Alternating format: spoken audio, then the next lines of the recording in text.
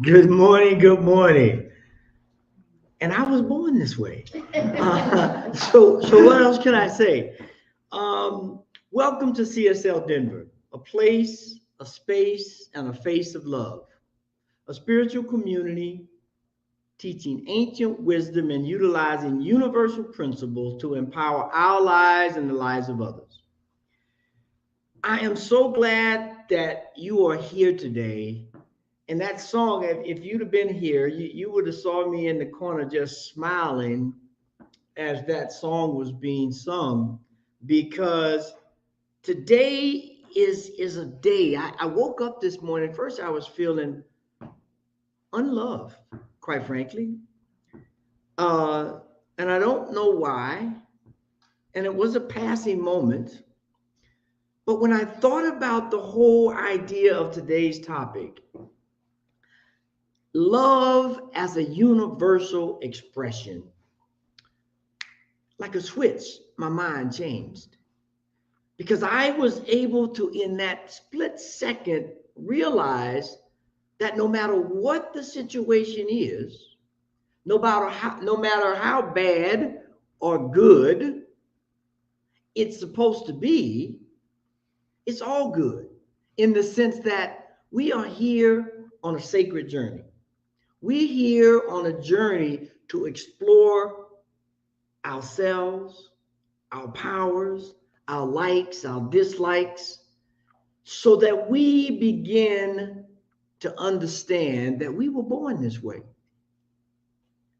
and that there's nothing wrong with who you are or why you are or what you are, because God has created each and every one of us, first and foremost, out of love, and second, in its own image. So we are a powerful package of love, a powerful image of what life is supposed to be, a grand adventure, a grand journey. None of this straight walk. There's no straight lines in the universe. If somebody finds one, let me know. Everything has a little wiggle, everything has a little turn, a little bend. And so when we begin to explore this idea of love being expressed universally, there is no one way to do that. There is no one way to do that. And so today we'll gather here to explore the most profound and moving thing in the world: love. Love.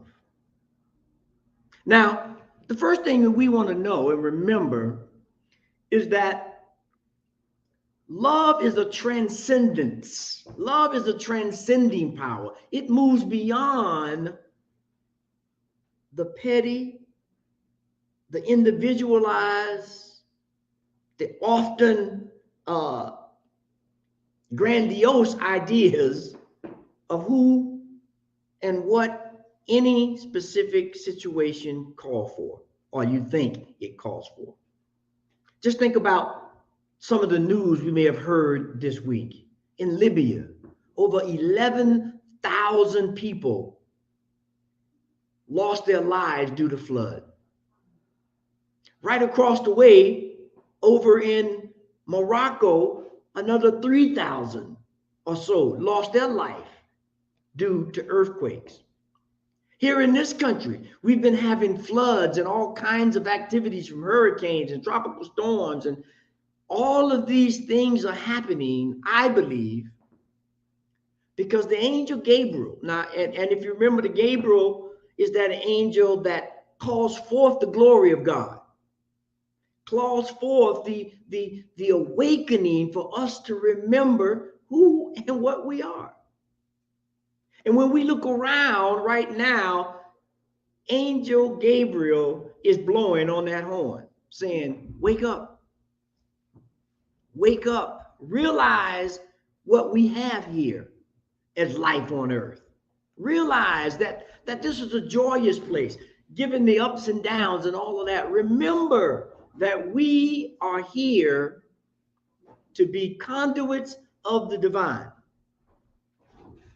to be transformative agents on this planet.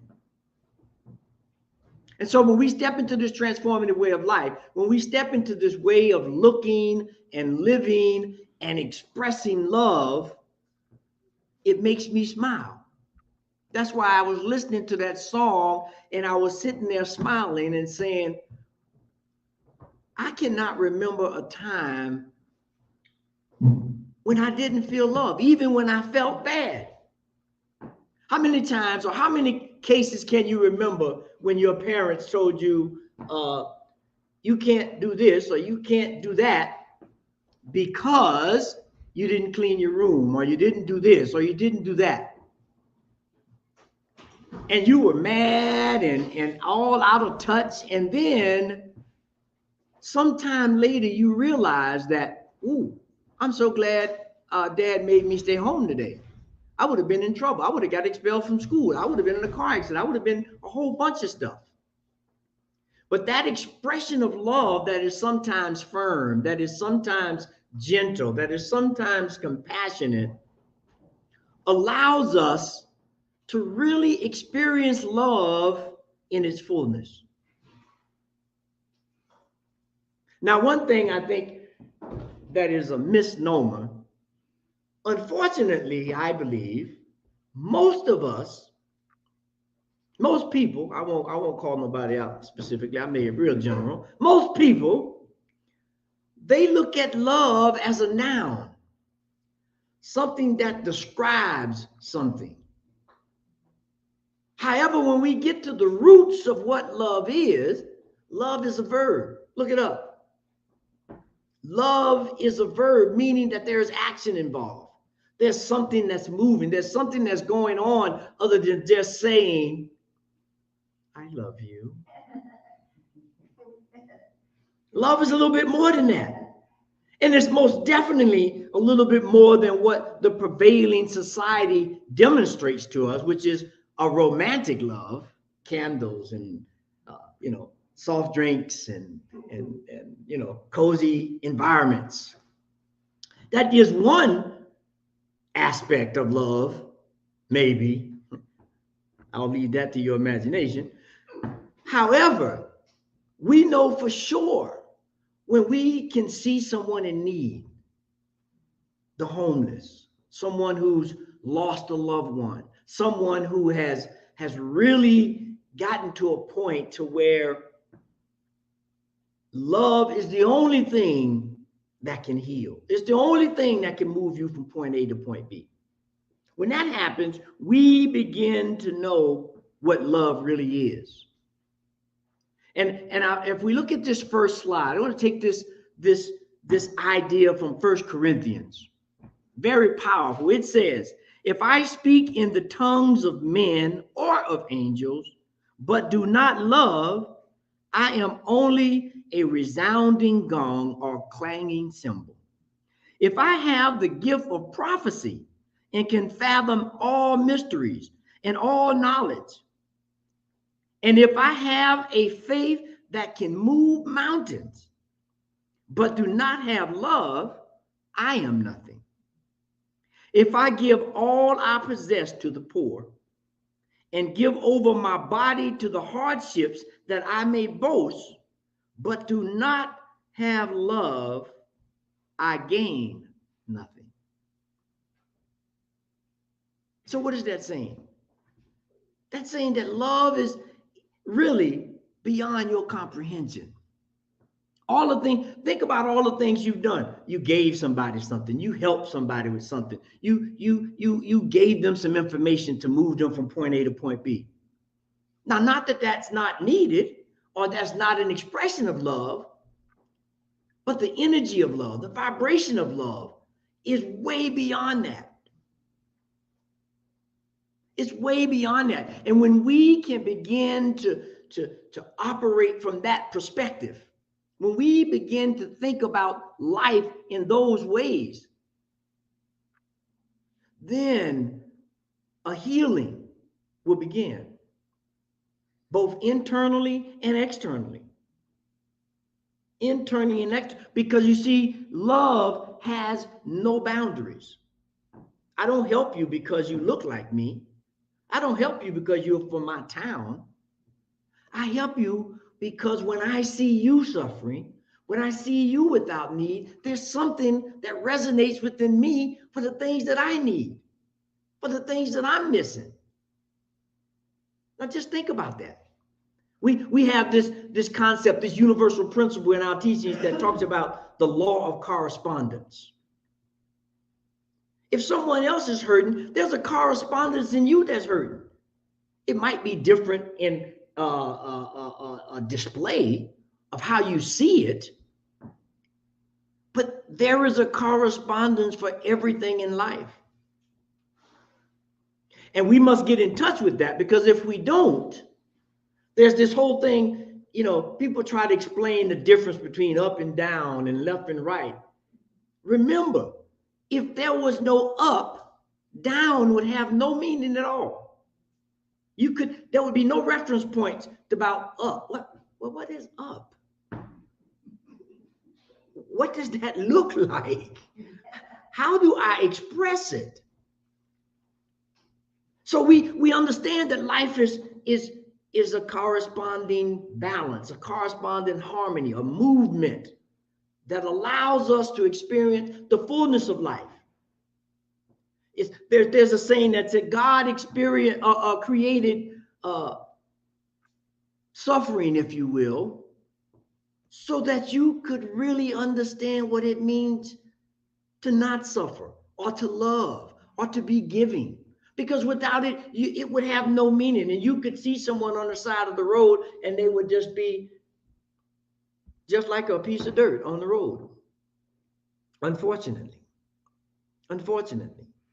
So when we begin to do that, we begin to think in the way that this next slide points out. I'm sure most of us have seen this idea that Rumi says, love is the energizing elixir of the universe love is the energizing elixir of the universe, the cause and effect of all harmony. There's just two sides of things that really allows us to not only experience love, but to express love. And that's what we're here today to do. We're here to look at love as a universal expression. Love as a universal expression. Now, Saint Francis of Assisi, which I'm sure some of you may have heard of, but you've definitely heard this phrase where he says, Lord, make me an instrument of thy peace. Where there is hatred, let me bring love. Let me bring love. So we have to get out of this idea, I believe, of thinking that the only way I can express or codify or give love is some kind of happy feeling. That's part of it, yes. But that's not the complete and total expression of this thing called love. And I would submit that we need more love and maybe a little bit more love after we done gave out all the love we think we have. Because I know for myself that if I look back over my life and I look at all of the hardships and all of the things that I thought somebody was doing me wrong, or I felt somebody was giving me too much discipline, or I thought somebody was doing this, that, or the other. If I sit down and put it in perspective, if I sit down and really go deep within, I realize one thing. Love was always the foundation of what was going on. Dad wouldn't let me go out to play, not because he didn't want me to play, it's because I didn't do my homework. And he knew from a loving space that if you didn't do the homework and you go from grade 2 to grade 3, that's going to be a problem, because there was a foundational thing that happened in grade 2 that without it, it won't take place in 3. And that's how we have to begin to look at life. There are no shortcuts in life. None. Now, there may be some ways to speed up a process, right? But there is no shortcuts. You take, if anyone in here has any horticultural aspirations or any horticultural skills, we know if you get a great greenhouse that can amplify the light, or you put grow lights in the greenhouse, the growth rate of those plants is accelerated. But ain't no shortcut. It still has to germinate. It still has to be in a great environment. It still has to be able to get light and air and love. It's the same with us. It's the same with us. So let us begin to look at love differently. From this day forward, let's look differently at love, because if we don't, we will always find ourselves wanting. We will always find ourselves wanting. And so one of the grounding points of love is respect. One of the grounding points of love is justice. One of the grounding points of love is justice. We see around the globe that there's this DEIBJ effort, right? And people pick and choose between those letters: diversity, inclusion, equity, belonging, and justice. That's the fertilizer for love. Diversity, inclusion, belonging, and justice and equity. I love the example, and I love to use it, of the whole self-container of a rainforest. Now, some of you may, you'll hear me talk about a rainforest often, because I think it is the epitome of what life is. It is a place that has every kind of thing on the planet you can think of. Every creepy crawler, every predator, every plant, and they all are living in harmony and love.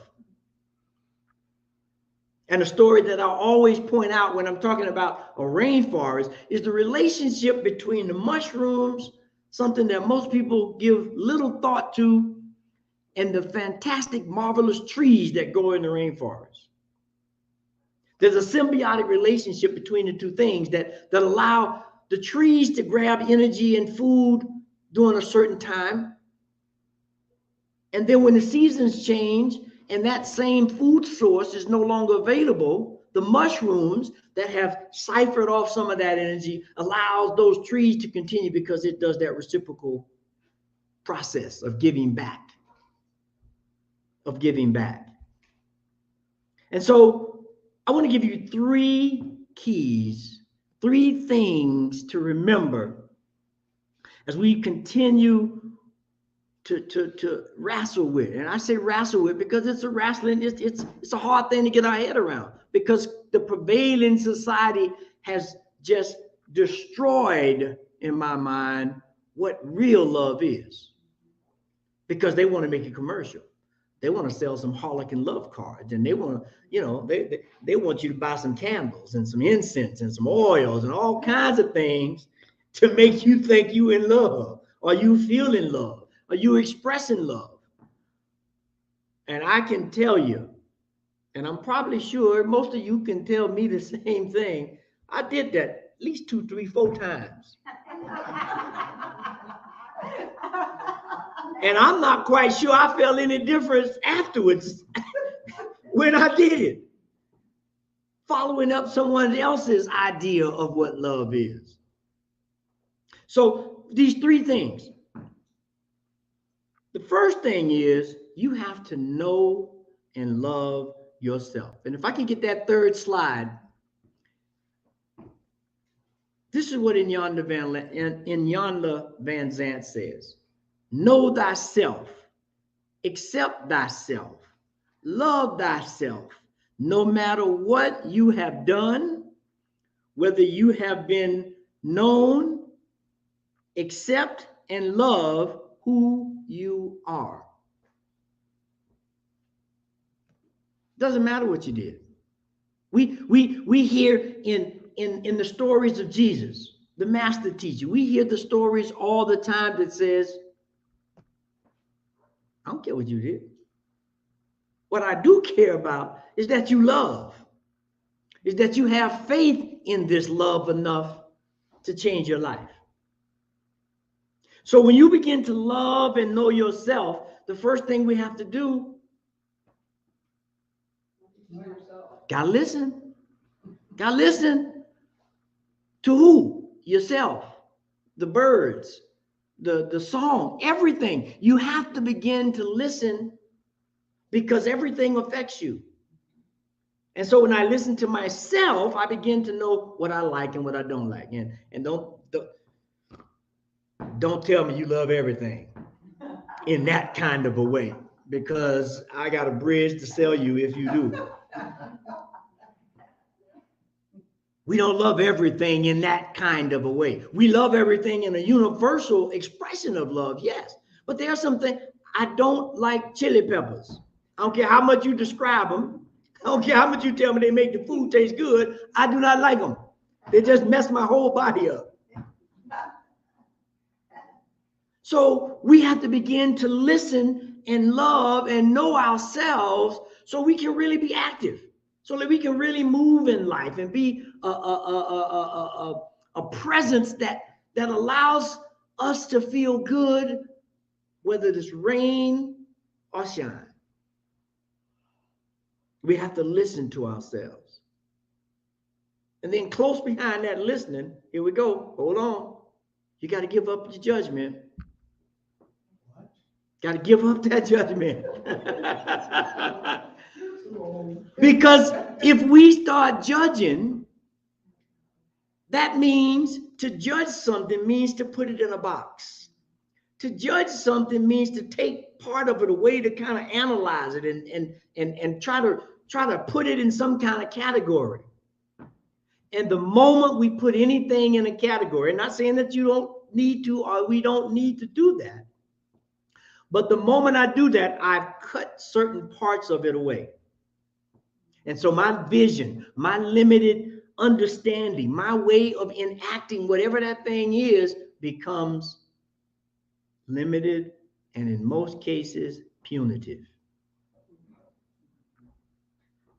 Take it all in and then sit with it in your heart and listen. How many times have our parents, our teachers, our friends, our mentors said, before you act, count to 10. Or before you act, take 3 deep breaths or some variation of that.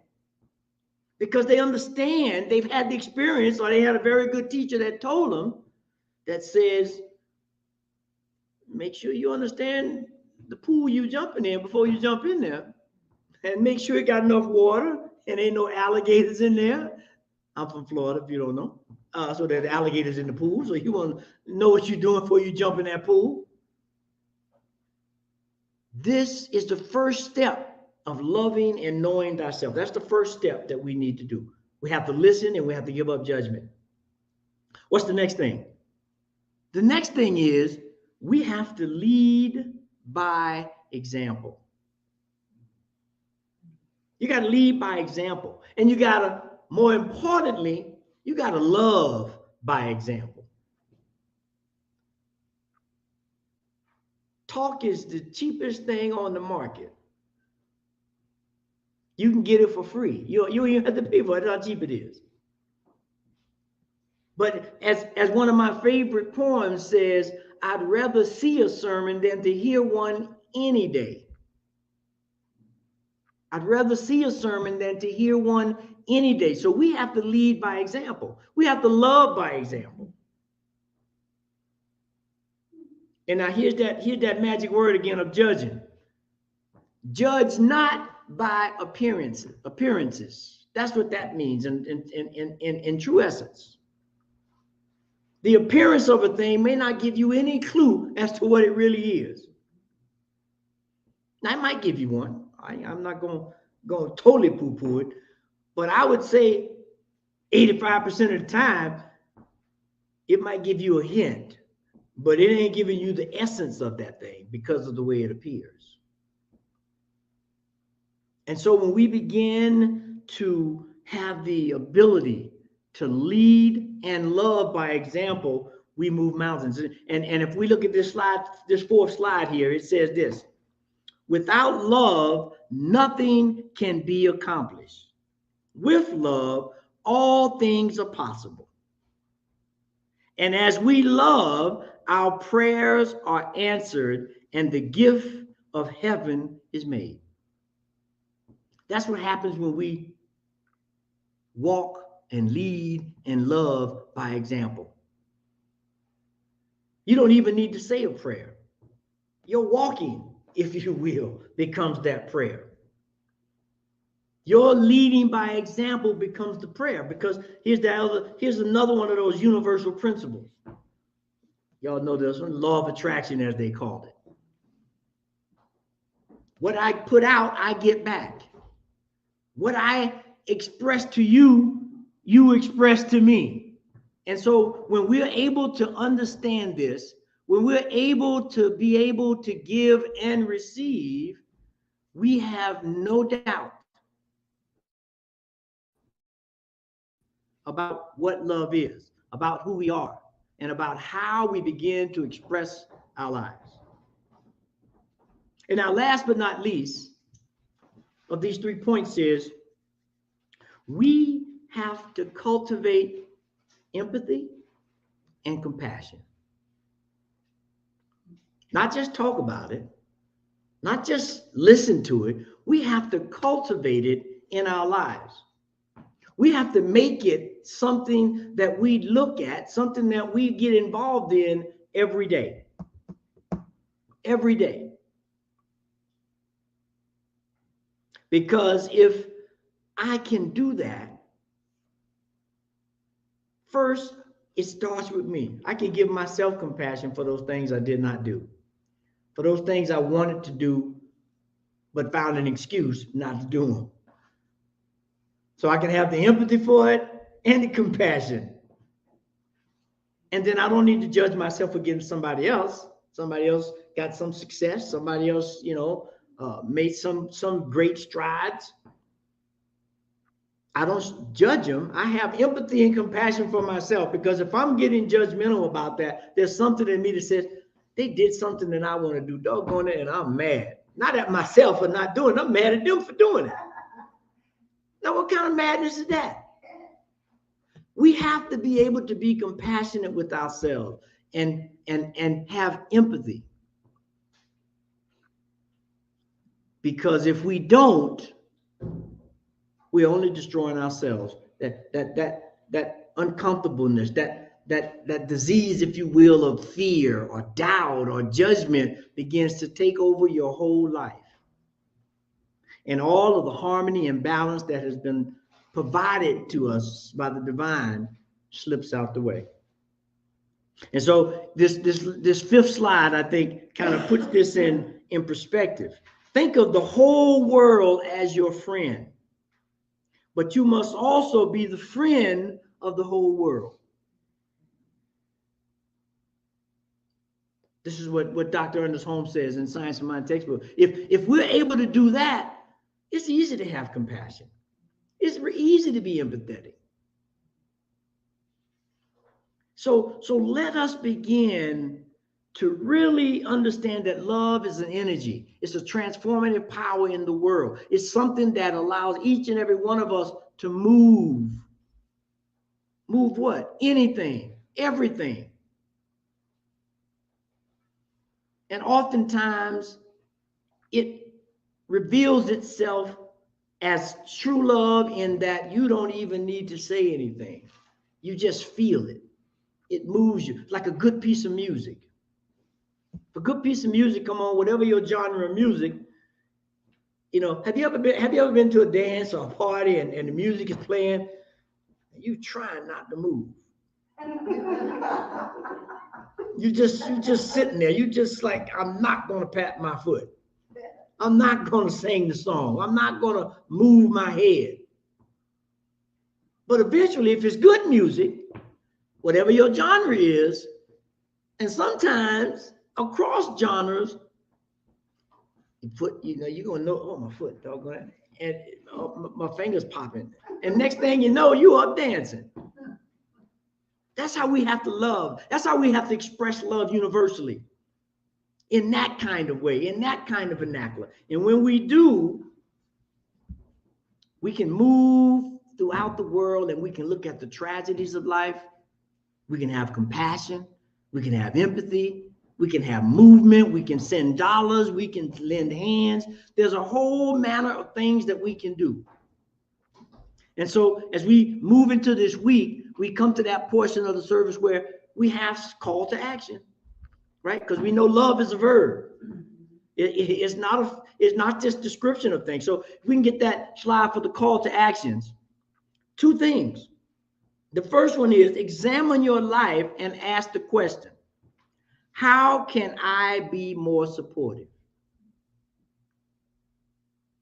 How can I be more supportive? More supportive of who? Of yourself, of your community, of your state, of your county, of the world, of the globe. Doesn't matter. There's that saying that you think globally, but you act locally. Because it will span out. It will expand. So that's the first thing that we need to look at this week. The second thing is there any aspect of myself or ourselves that I need to learn to love that prevents me, that should be from loving others? Is there any part of me, if there's any aspect of me, if there's anything that I need to deal with for myself that keeps me from loving someone else? Now, these are the meditations for the week, because if you can meditate on these, if you can deal with these, I guarantee you, and you can't make too many guarantees, but this one I can guarantee you there will be some movement in your life. Even if it's just a small amount. Things that annoy you may not annoy you as much anymore. Things that you were afraid to do may not be as fearful anymore. So let's think about these call to actions as we move this week.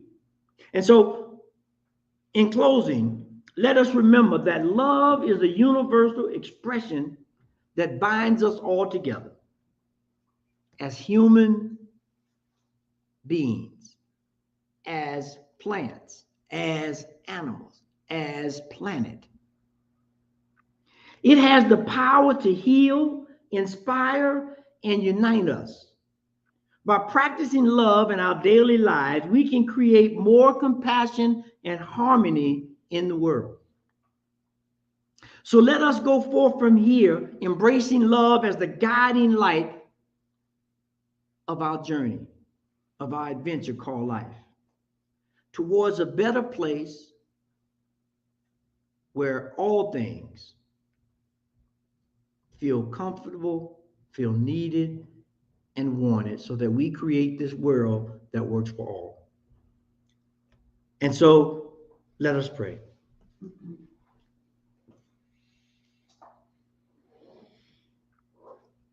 As we just go within and listen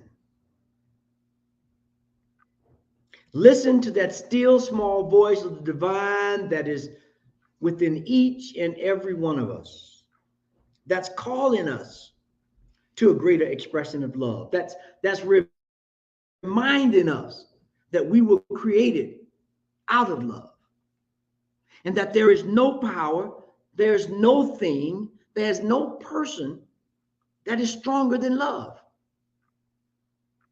Because this is the essence of the divine. This is that mystical, magical power that you hear talk of when people talk about God or the thing itself or the ultimate source. And so when we begin to just sit with that, we begin to understand that we are more than we ever thought we were. And most definitely more than we ever thought we could be. And so right here, right now, we begin to marinate on that idea, to resonate with that idea, and to allow that transformative energy to get us to pat our feet just a little bit.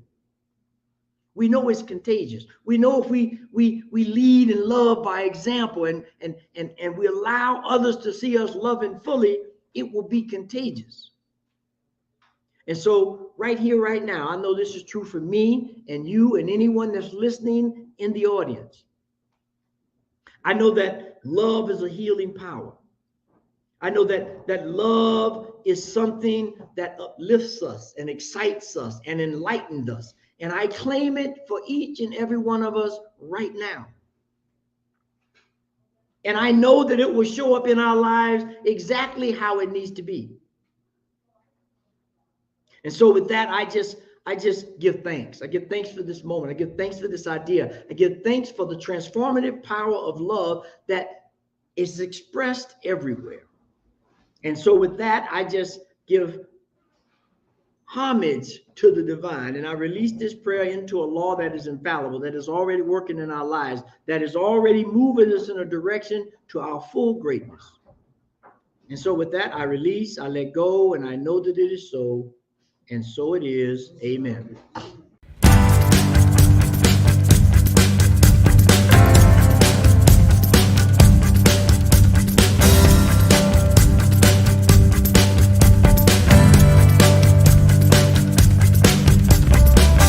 Make me an instrument.